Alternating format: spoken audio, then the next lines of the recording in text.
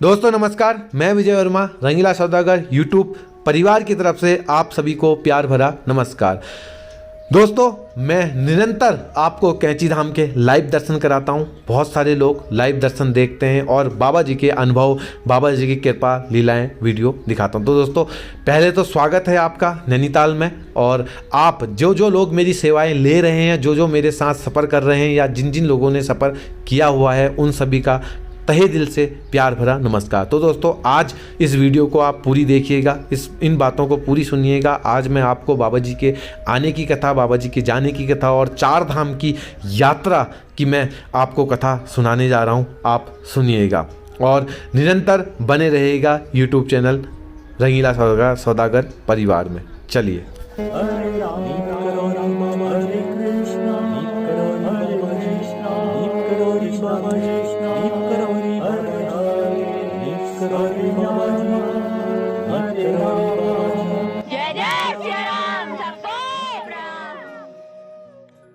दोस्तों नमस्कार, मैं विजय वर्मा और स्वागत करता हूं रंगीला सौदागर यूट्यूब चैनल में। तो दोस्तों मैं नित आपको बाबा जी के दर्शन कराता हूं और शनिवार मंगलवार की आरती के दर्शन, और आप बहुत सारा आपका मुझे प्यार मिलता है, कमेंट आते हैं आप लोगों के।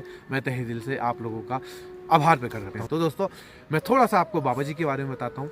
सन 1900 में बाबा जी का जन्म हुआ था। बाबा जी के बचपन का नाम लक्ष्मी नारायण शर्मा था। बाबा जी के पिताजी का नाम दुर्ग नारायण शर्मा था और बाबा जी के माता जी का नाम कौशल्या देवी था। दोस्तों 8 साल की उम्र में बाबा जी की माता जी का देहांत हो गया था।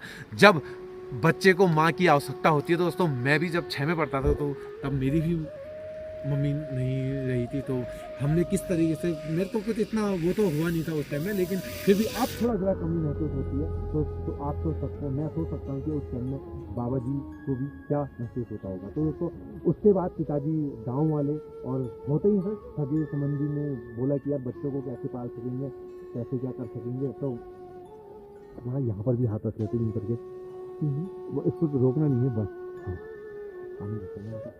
तो दोस्तों सगे संबंधी जो भी रिश्तेदार थे उन्होंने बोला कि आप पुनः विवाह कीजिए। तो उन्होंने पुनः विवाह किया और उसके बाद बाबा जी ने घर छोड़ दिया था। तो दोस्तों 11 साल की उम्र में उनका विवाह भी हुआ था बाबा जी का। उसके बाद उन्होंने घर छोड़ा और बवनिया गुजरात में उन्होंने पहला मंदिर बनाया। तो वहाँ पानी के ऊपर बैठ के वो खड़े होके तपस्या किया करते थे और तलैया वाले बाबा जी के नाम से फेमस हुए। तो दोस्तों लक्ष्मी नारायण शर्मा से तलैया वाले बाबा जी का सफ़र यहाँ से शुरू होता है। बाबा जी की कृपाएं, लीलाएं आगे को हर किसी को मिलते रहें, इसलिए बाबा जी ने अपने एक स्थान से दूसरे स्थान जाते रहे, भ्रमण करते रहे और हनुमान मंदिर की स्थापना करते रहे। तो दोस्तों उसके बाद पिताजी ने घर बुलाया। 1915 में पहली संतान पैदा हुई अनेक सिंह। उसके बाद 2 संतानें और हुई, धर्म नारायण शर्मा जी और गिरजा देवी। तो दोस्तों 2 संतानें जो पुत्र हैं उनके वो शांत हो चुके हैं। आत्मा बाबा जी उनकी आत्मा को शांति दे और अच्छे स्तर पर वो जहाँ भी रहें हमारे बीच, आज भी हम पे कृपा करते हैं। तो दोस्तों उसके बाद मैं लिए चलता हूँ आपको थोड़ा सा आगे की ओर। तो दोस्तों उसके बाद बाबा जी ने कई मंदिर बनाए। अलीगढ़ में मंदिर बनाया, दिल्ली में बनाया, जौनापुर में बनाया और भी बहुत सारी जगह मंदिर बनाए। लेकिन दोस्तों मैं उत्तराखंड का रहने वाला हूँ। अभी यहाँ बर्फबारी चल रही है। ये मौसम इतना सुहाना है कि ये सुनहरे पल को मैं सजोना चाहता हूँ, कैद करना चाहता हूँ और एक यादगार लम्हा बनाना चाहता हूँ। तो दोस्तों मैं वीडियो इस बर्फ़ नहीं बना रहा हूँ। अभी तक तो बतासे जैसे आ रहे थे, लेकिन अब थोड़ा सा कम हो चुके हैं अभी भी, लेकिन बर्फ़ गिर रही है, जम रही है। मेरी गाड़ी दिखाना, गाड़ी इतनी जम चुकी है, ये तो कम से कम मुश्किल से 10 या 15 मिनट हो रखे हैं। दोस्तों मैं आगे की चीज़ आपको बताता हूँ। उसके बाद दोस्तों नैनीताल में सन 1935 में बाबा जी आए थे और घर घर रहे और कभी कहीं हल्द्वानी से सफ़र शुरू किया उन्होंने। उसके बाद दोस्तों 1952 में उन्होंने हनुमानगढ़ी मंदिर की स्थापना की। दोस्तों हनुमानगढ़ी की भी एक स्टोरी है। कहा जाता है कि हनुमानगढ़ी नैनीताल से 3 किलोमीटर दूर मनोरमा पर्वत के समीप स्थित है। वहाँ बालू का पहाड़ रहा करता था। जब बाबा जी वहाँ पर कदम नहीं रखे थे बाबा जी ने, दोस्तों जब बाबा जी ने कदम रखे तो बालू का पहाड़ था, बालू का लैंडस्लाइड होती थी। तो जब बाबा जी ने पैर रखे तो वहाँ लैंडस्लाइड होना बंद हो गया और कहा जाता है बाबा जी ने उसके बाद हनुमान मंदिर की वहाँ स्थापना करी और उसके बाद हनुमान मूर्ति बनाई गई। तो हनुमान मूर्ति गले से ऊपर को नहीं बन पा रही थी। तो बाबा जी ने डॉक्टर मोंगली के पिताजी हैं उनसे, वो उस वक्त वहाँ का कार्यभार संभाला करते थे, तो उनसे बोला कि आप रहमत मिस्त्री को, मुसलमान मिस्त्री को बुला के लेके आओ। और वो वहाँ गए, हल्द्वानी गए और मिस्त्री को बुलाया। मिस्त्री ने मना कर दिया। उन्होंने कहा कहाँ मैं अल्लाह अल्लाह और कहाँ राम राम, मैं कैसे मैं हनुमान जी की मूर्ति बना सकता हूँ। लेकिन बाबा जी की कृपा ऐसी रही और वो आए। और दोस्तों उनके कहने भी हनुमान मूर्ति गले से ऊपर तो नहीं बन पाई थी।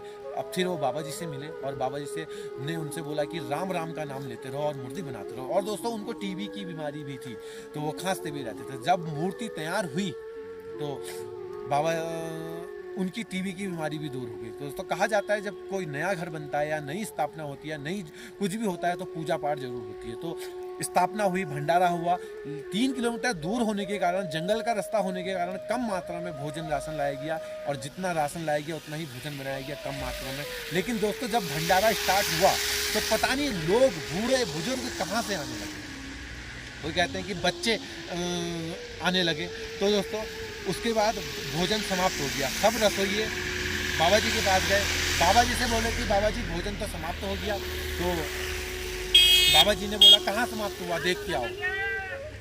कहाँ समाप्त हुआ, देख के आओ। बस प्रशंसक लोग हैं, जा रहे हैं। कोई पहचान रहा होगा कि वीडियो बंदी करके। और थोड़ा थक गया है, यहाँ पर बैठ जाते हैं।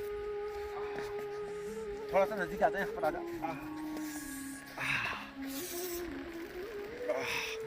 तू भी बैठ जाना यहाँ पर।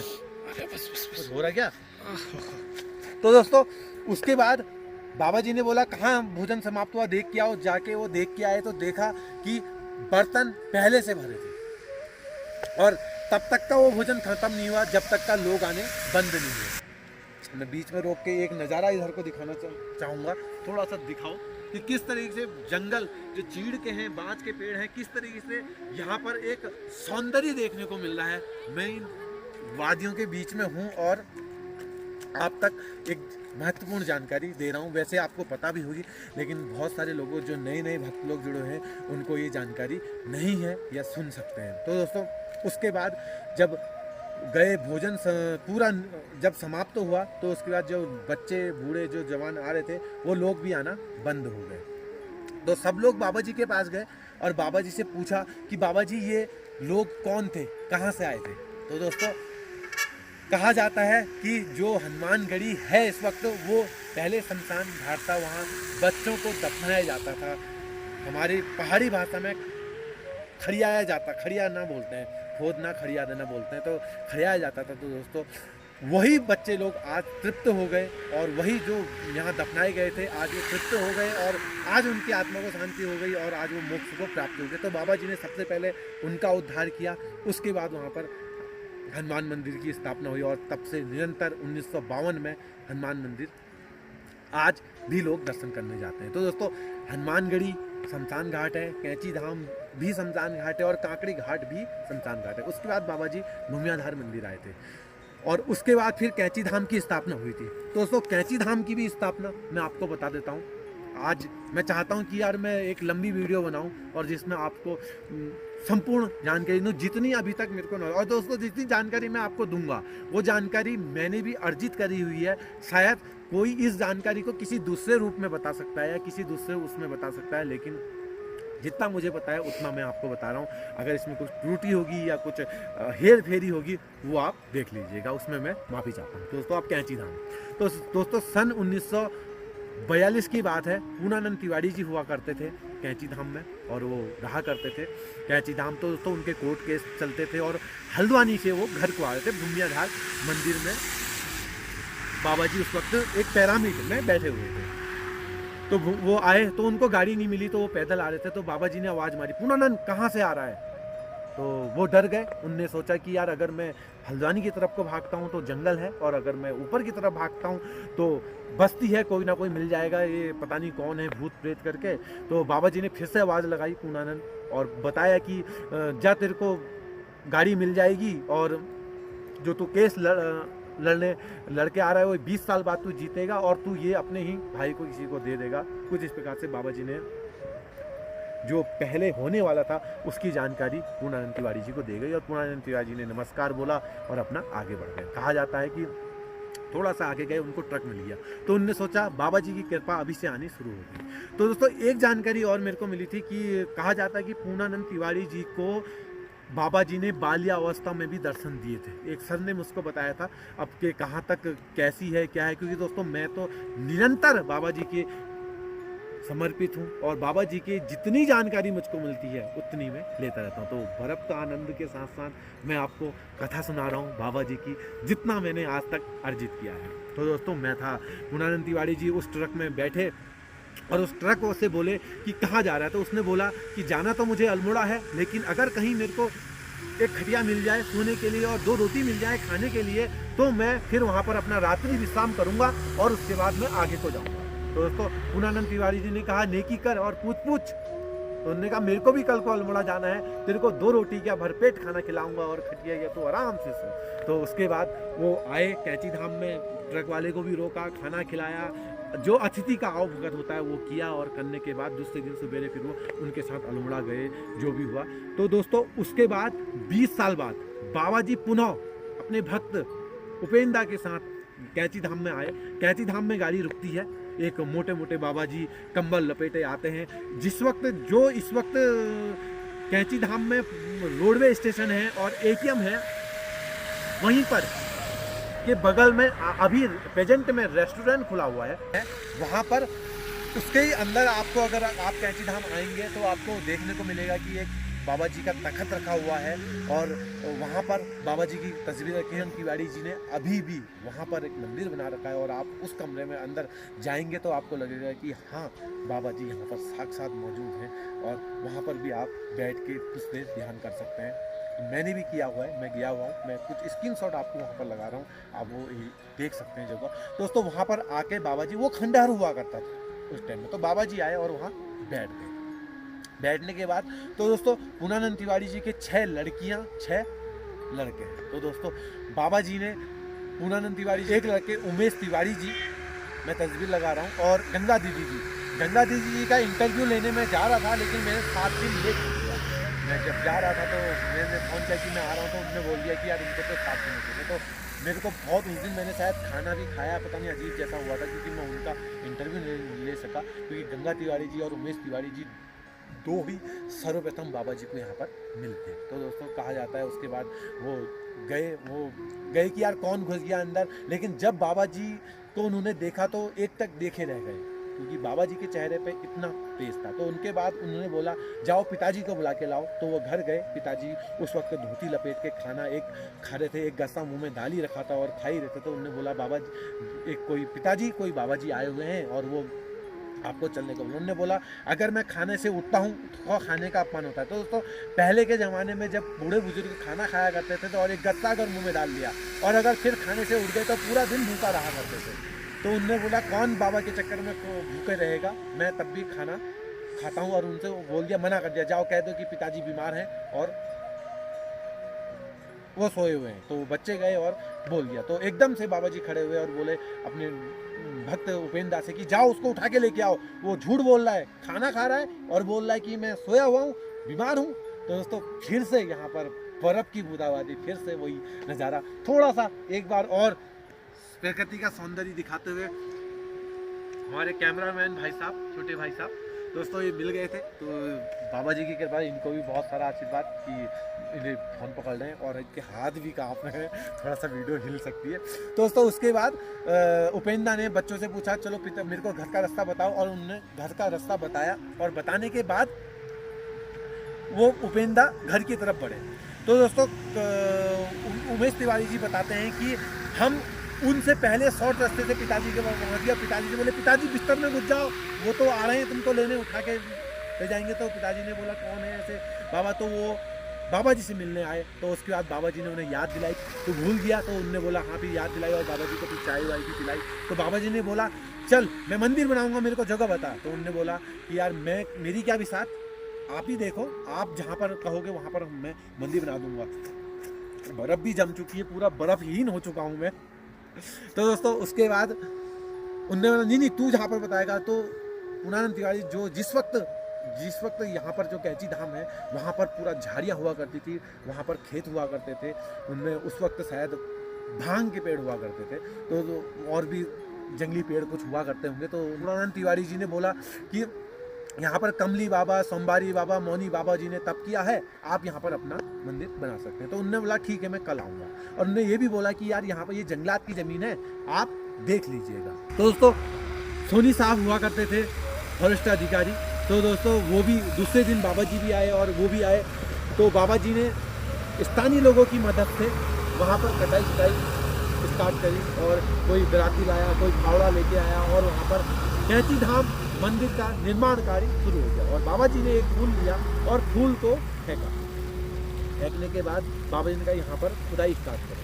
तो वहाँ पर खुदाई स्टार्ट हुई। तो स्थानीय लोगों ने पूछा कि बाबा जी किस कार्य हेतु यहाँ पर गड्ढा खोदने को बोल रहे हैं, आप बताइए हमको कि उसी प्रकार से हम गड्ढा खोदेंगे। तो बाबा जी ने बोला अगर यहाँ पर महान संतों ने तप किया है तो यहाँ पर राख निकलेगी और यहीं पर हम धुनी बनाएंगे। तो दोस्तों 1-1.5 फुट खोदने के बाद बाबा जी के कहे अनुसार वहाँ पर राख निकली। और ये भी कहा जाता है कि जो राख निकली थी वो बिल्कुल गरम निकली थी। तो फिर वहाँ पर चढ़ाई हुई। तो सोनी साहब को बाबा जी ने एरिया बताई। तो उनसे बोला कि यार आप यहाँ पर इतनी ज़मीन हमको दे दीजिए।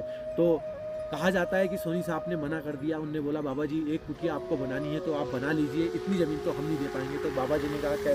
तो फिर उनने बताया कि चौधरी चरण सिंह जी वन मंत्री हैं, तो वही आपको ज़मीन दे पाएंगे। तो बाबा ने कहा ठीक है देख लेंगे। तो उसके बाद तीसरे चौथे दिन चौधरी चरण सिंह जी भी वहाँ पहुँच गए और बाबा जी ने उनसे बोला कि मुझे इतनी ज़मीन चाहिए। तो चौधरी चरण सिंह जी अपने सेवक को ऑर्डर दिया कि यार जितनी बाबा जी ने ज़मीन बोली है उसकी दोगुनी चौगुनी ज़मीन नाप दो और बाबा जी को 1 रुपये लीज में दान खाता सरकारी बना दो। तो बाबा जी बहुत खुश हुए। और चौधरी चरण सिंह जी वन मंत्री थे उस वक्त। और उनने मन में ख्याल आया कि यार मैं बाबा जी से आशीर्वाद ले लूँ मुख्यमंत्री बनने का। और बाबा जी से बोलने ही वाले थे कि बाबा जी ने पीठ में थपकी मारी और बोला जा तू एक दिन देश का प्रधानमंत्री बनेगा। तो चौधरी चरण सिंह जी 6 महीने के लिए आगे चलकर प्रधानमंत्री बने। तो बाबा जी की कहीं भी बात कहीं खाली जाती। दोस्तों ये थी बाबा जी के। फिर उसके बाद कैंची धाम का निर्माण होते रहा। आज जो कैंची धाम में मैं प्रतिदिन आपको दिखाता हूँ। तो दोस्तों उसके बाद ये थी बाबा जी के आने की कथा। अब मैं आपको बता रहा हूँ बाबा जी के यहाँ से जाने की कथा। तो दोस्तों सन 1973 9 सितंबर 1973 को बाबा जी यहाँ से गए थे। ठीक उसके 2 दिन पहले दोस्तों कहते हैं बाबा जी जन्मों का पूरा कर देते हैं। तो दोस्तों यही एक देखने को मिलता है पूर्णानंद तिवारी जी। तो यहाँ पर बाबा जी ने एक रोडवे स्टेशन बनाया था, एक पोस्ट ऑफिस बनाया था और रोडवे स्टेशन में चौकीदार की जॉब पूर्णानंद तिवारी जी की लगा दी थी। और पूर्णानंद तिवारी जी का रोज का रोटेशन था कि वो कैंची धाम से एक घघरी लेते थे और भूमियाधार मंदिर आते थे, पानी ले जाते थे और कैंची धाम ले जाते थे और बाबा जी उसी पानी को पिया करते थे। तो दोस्तों बाबा जी ने एक दिन पूर्णानंद तिवारी जी को बोल दिया कि आज के बाद तू मंदिर के अंदर नहीं आएगा और पानी तो भूमियाधार से लेते हुए आएगा और तेरी जो जॉब कैंची धाम में है रोडवेज में वो मैं भवाली कर देता हूँ। तो दोस्तों वो घर गए और अपनी धर्मपत्नी से संपर्क किया और उनसे बोला कि यार मैं जॉब ही छोड़ देता हूँ, बाबा जी के इससे दूर कौन रहेगा। और वो उनने बोला कि जाओ फिर बाबा जी से बता दो ये है। तो बाबा जी के पास गए। बाबा जी ने बोला तू तो जॉब छोड़ने की बात कर रहा है। तो वो बोले यार अभी मैं बात करके आ रहा हूँ, वो तो किसी को पता ही नहीं और आप मुझसे बोल दे रहे हो कि ऐसा कैसे पता चल गया आपको। उनने बोला चल तेरा 2 महीने के लिए ट्रांसफ़र कर रहा हूँ, उसके बाद मेरा ट्रांसफ़र है। तो उनने बोला कि 2 महीने की बात है, कोई बात नहीं। और वो नित्य उनको एक ब्रह्मचारी बाबा थे, वो घघरी दे दिया करते थे। जो कैंची धाम का मेन रोड से लगता हुआ गेट है, उसका जो सेकंड गेट है वहाँ पर वो उनको घघरी दिया करते थे और वो जाके भूमियाधार जाके पानी लाते थे और देते थे। उसके बाद फिर भोमाली रोडवेज में जॉब करने आ जाया करते थे। तो ये नित्य चलने लगा। दोस्तों वो इसलिए सुनने में आता है कि बाबा जी पूर्णानंद तिवारी जी को अपने से अलग, क्योंकि उनको ज़्यादा लगाव हो गया। तो दोस्तों उसके बाद बात आगे बढ़ी। 9 सितंबर 1973 को रवि खन्ना बाबा जी के भक्त थे। केवल बाबा जी अपने साथ उन्हीं को लेके गए थे। तो उनसे बोले कि जाओ आप ट्रेन से टिकट काट लाओ और वहीं से काठगोदाम से गाड़ी ले आना, हम यहाँ की टैक्सी में नहीं जाएंगे, आप वहीं से टैक्सी ले आना। तो वो गए और टैक्सी लेके वहाँ से आ गए। दोस्तों बाबा जी के पास एक डायरी थी, तो डायरी में राम नाम लिखा करते थे। 9 तारीख की डेट डाली, राम नाम लिखा। 10 तारीख की डेट डाली, राम नाम लिखा। 11 तारीख की डेट डाली, राम नाम लिखा और सिद्धि माँ को दे दी। अब बोला कि ये आप करोगे और अब इसमें राम राम जो भी आगे का है वो आप लोग, तो सिद्धि माई ने सोचा बाबा जी काम देते रहते हैं और अब ये काम नहीं रहता, तो ऐसे ही उनको कोई आभास नहीं हुआ। तो उसके बाद और एक बात और, जो उमेश तिवारी जी जो सर्वप्रथम मिले थे, तो 15 मिनट पहले, आधा घंटा पहले वो बाबा जी के पास आए थे। बाबा जी ने उन्हें आलू पूरी भी खिलाई थी और आशीर्वाद दिया था। और एक बात और, मौनी माई के लड़के गजेंद्र बिष्ट जी जो हैं, वो भी बाबा जी के कैंची धाम छोड़ने से कुछ समय पहले वहाँ आए थे। तो वो अल्मोड़ा जा रहे थे। अल्मोड़ा में आनंदमयी आश्रम में मौनी माई उस वक्त थी। तो दोस्तों मैं थोड़ा सा आपको बता दूं कि के शाह जी, जीवन बाबा, सुधीर मुखर्जी, सिद्धि माई, गोविंदी माई, जीवंती माई, मौनी माई, बाबा जी के पूर्णानंद तिवारी जी, केहर सिंह, मोहन बिष्ट जी, विनोद जोशी जी और भी रब्बूदा, बहुत सारे अनन्य भक्त बाबा जी के थे जो बाबा जी के साथ रहा करते थे और बाबा जी से एक अटूट रिश्ते में जुड़े हुए थे।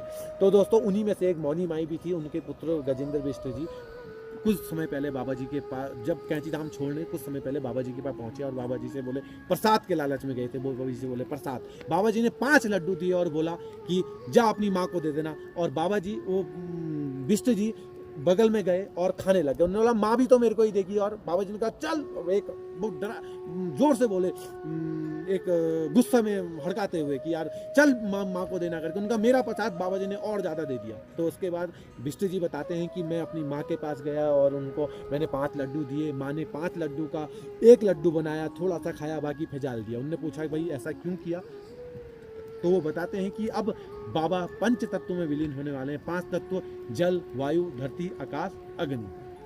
तो दोस्तों 5 में विलीन होने वाले हैं। तो पहले से उनको बता दिया था। इधर जब बाबा जी कैंची धाम से जाने लगे तो सिद्धि माई ने बोला कि यार आप बाबा जी कहाँ जा रहे हो, मैं भी आती हूँ आपके साथ। तो बाबा जी ने बोला मैं एक अमेरिकन भक्त हृदय रोग मापक क्षमता ECG मशीन लाया हुआ है, मुझको उसमें अपना टेस्ट करवाना है और मैं टेस्ट करने मथुरा जा रहा हूँ। अगर कुछ हुआ मैं आपको बुलाऊंगा और आपको आना होगा। तो बाबा जी की यह बात उस वक्त तो एक ऐसी लगी थी, सब सोच रहे थे कि बाबा जी वृंदावन जाते ही हैं 6 महीना और उसके बाद फिर बाबा जी आते ही हैं। 6 महीना यहाँ रहते थे, 6 महीना वहाँ रहते थे, अप्रैल में आ ही जाएंगे, सबने ऐसा सोचा था। और सिद्धि माई ने भी उतना गौर नहीं किया और अच्छे से बाबा जी को विदा किया। तो बाबा जी कहते हैं कि हर मंदिर में माथा टेका और ये भी कहते हैं कि हनुमान मंदिर पे तो उन्होंने कंबल ही फेंक दिया। कोई कहते हैं कि कंबल गिर गया, फिर कोई कहते हैं, कुछ कहते हैं। तो दोस्तों जितना मुझे नॉलेज में है, फिर सुधीर मुखर्जी ने उठा के वो कंबल उनके तन पे रखा, दबा के रख थोड़ा फोन को, बस हिलेगा नहीं। दोस्तों सुधीर मुखर्जी ने उनके तन में रखा और उसके बाद फिर आगे को बढ़े। तो ये भी कहा जाता है कि जो मूर्तियां हम कैंची धाम में देखते हैं, उन मूर्तियों के आंखों से खून के आंसू निकल रहे थे। बाबा जी आगे बढ़े। तो दोस्तों उसके बाद बाबा जी गेट पे पहुंचे। एक माता जी का मैंने इंटरव्यू ले रखा है। माता जी लकड़ी लेके या घास लेके आ रही थी। तो बाबा जी ने बोला मेरे को प्रणाम नहीं बोलेगी आज? तो उन्होंने बोला बाबा जी प्रणाम, चल मेरे को गेट तक छोड़। और बाबा जी ने को माता जी ने गेट तक छोड़ा और माता जी के पीठ में थपकी मारी और बोला कि मैं रहूं ना रहूं, यहाँ सारा विश्व आएगा, देखेगी सारी दुनिया। कुछ इस तरीके से वचन बाबा जी ने उन माता जी से बोले थे। वो भी वीडियो मैंने बनाई है, वो भी दिखाई। तो दोस्तों मैं बर्फ़ से पूरा लद चुका हूँ और पूरा नज़ारा। और दोस्तों उसके बाद मैं आगे बढ़ता हूँ।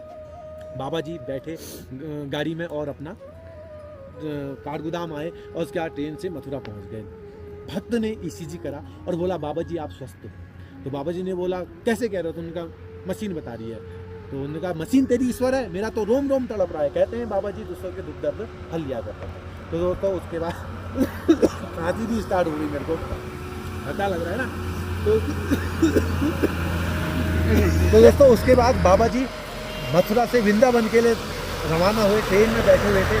ट्रेन में अचानक उनकी तबीयत बिगड़ने लगी और बाबा जी को स्थानीय लोगों की मदद से वहीं प्लेटफार्म में ले जाया गया, उतारा गया। उतारने के बाद डॉक्टर ने उनका चेकअप किया तो बाबा जी ने बोला मुझे वृंदावन ले चलो। और वृंदावन ना ले जाकर उनको राम मिशन हॉस्पिटल, वहीं समीप हॉस्पिटल में ले जाया गया। और बाबा जी ये भी कहा जाता है कि डॉक्टर ने ऑक्सीजन मास्क लगाया तो बाबा जी ने वो भी निकाल दिया और बोले कि मैं तो स्वतः ही जा रहा हूँ, मुझे तुम कौन रोकने वाले होते हो। और बाकी भी कहते हैं कि बाबा जी ने अपने पुत्र को बुलाया और अपनी शक्ति भी दी। कुछ इस प्रकार से भी जानकारी मेरे को प्राप्त है। तो दोस्तों उसके बाद मध्य रात्रि 1:15 पर जगदीश जगदीश जगदीश 3 बार ईश्वर का उच्चारण करके बाबा जी ने समय लीला समाप्त कर दी।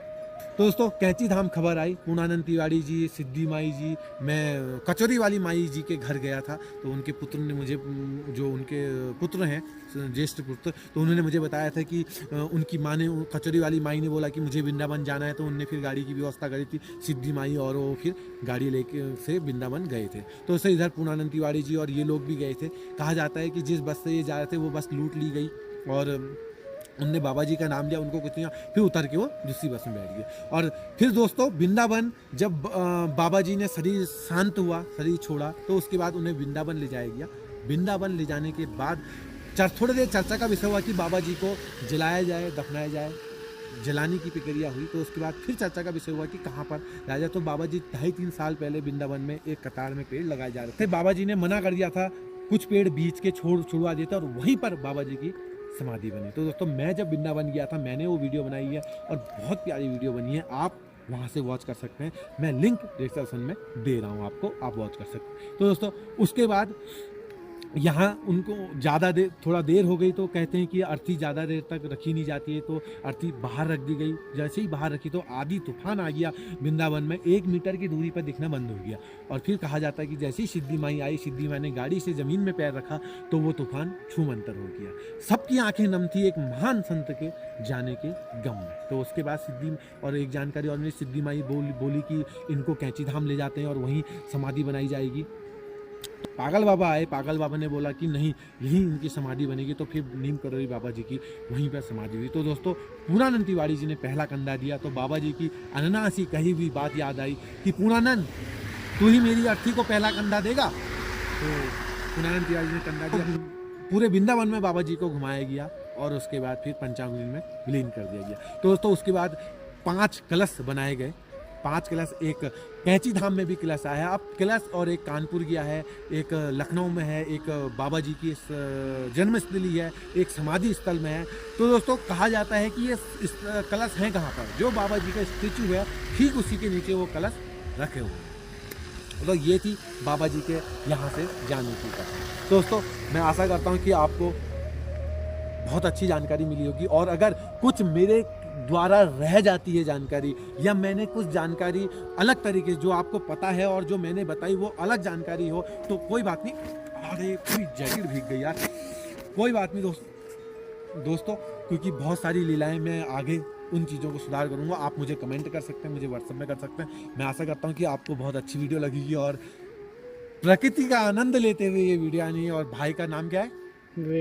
विवेक भाई का बहुत बहुत धन्यवाद जिन्होंने ये कैमरा पकड़ा। मैं भी एक सेल्फी इनके साथ भी आपको डालूंगा।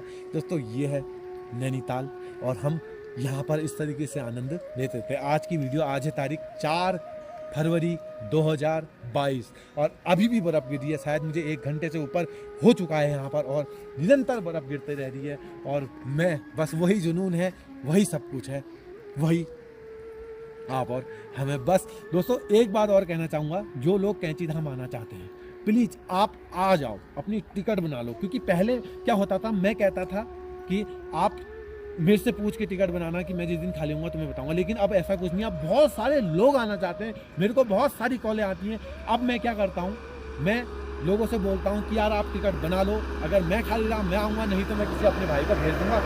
अन्यथा बहुत सारी काठगोदाम में गाड़ियाँ हैं, आप वहाँ से भी ले सकते हैं। तो दोस्तों बहुत लंबी वीडियो हो चुकी है, विवेक भाई का धन्यवाद।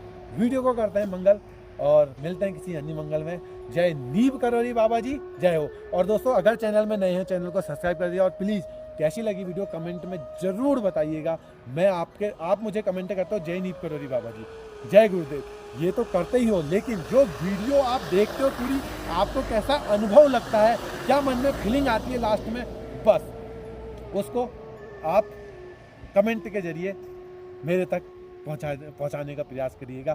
मैं आपका आभारी रहूंगा। जय नीम करोली बाबा जी, जय हो। जय नीम करोली बाबा की।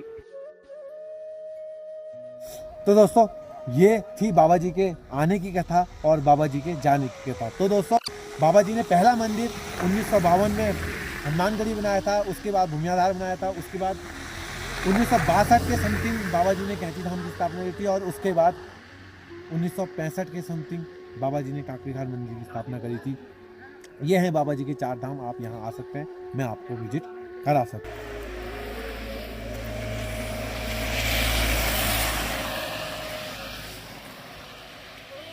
देखो दोस्तों, इतनी बर्फ गिर चुकी है, इतनी।